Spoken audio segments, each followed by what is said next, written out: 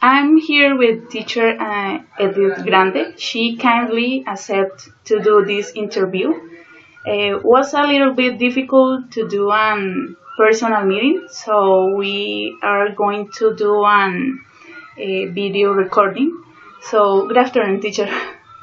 Good afternoon. I'm going to start with the questions. First, I would like to know for you what is the meaning of strategy, and if you don't know some teacher's strategy, and which. Super. For me, a strategy is a way to do something. So, as a teacher, I always recommend to be a great observer and to be watching what's going on in the classroom and watching carefully your students because it's not about you, it's about them. Okay, sure. A teacher portfolio is a collection of documents that provides information about the teacher's works, where describe a teacher's performance and provide a basis for reflection and review. Have you ever done a teacher portfolio and why? In fact, I am a Montessori teacher from NAMTA, and you as a teacher from Montessori, you must keep portfolios open and you must record what you've been watching the students and other colleagues are doing. So in fact, I've done in my life 3 portfolios, which are elementary students, high school students, and little babies, less than 3 years old, when I was teaching in those lessons in Rome, in Georgia. Okay? Very interesting. What do you think about the importance of making a teacher portfolio? I think that definitely is a key because you can see the things that really worked out and the ones that didn't work out. Like when you keep your notes to yourself, you know what works the best. And also when you want to create books and when you want to repeat the lessons that were really successful, the only way is to have notes about what you did. Okay. Like you have a teacher portfolio, do you feel that it has been helpful to improve your teaching work? Definitely. The things that I read aloud and I see that didn't work out, I definitely don't try to do them again. I just scratch them and don't even think about them anymore. And the things that did work, I definitely keep on doing the same stuff over and over. And my classes have become really successful, I think. Mhm. Have you ever the experience of the observed other for other teachers, or have you been observer your coworkers? How was the Yeah. experience? Definitely, I like inviting my students teachers to see me working because I feel that they can learn a lot of strategies from my way of being. And I also like observing other teachers doing this stuff because I can grab things that I don't do on my daily schedule and things that can be really useful. So I like doing both jobs, observing and being observed. Okay. What do you think are the benefits of the peer observation?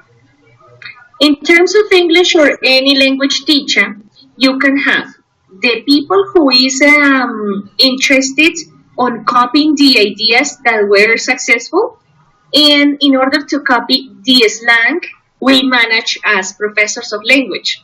Because the way that I speak and the words and the phrasal verbs that I use in my context are not the same that my teacher or my colleague or my peer are going to use. So if you see and you listen, the way of developing the language in each professor is super different. So you must copy some examples and phrasal verbs from them. So teaching is a collaborative work. It is. What should be the aspect taken into account during peer observation? First, you have to avoid criticism. It's not useful to say how bad a person is doing because you are not going to gather anything good out of it. You need to gather the stuff that you really like or the stuff that is working. And sometimes it's not watching the teacher because he or she speaks a good language. or it has a good pronunciation, but it's because the things are working out.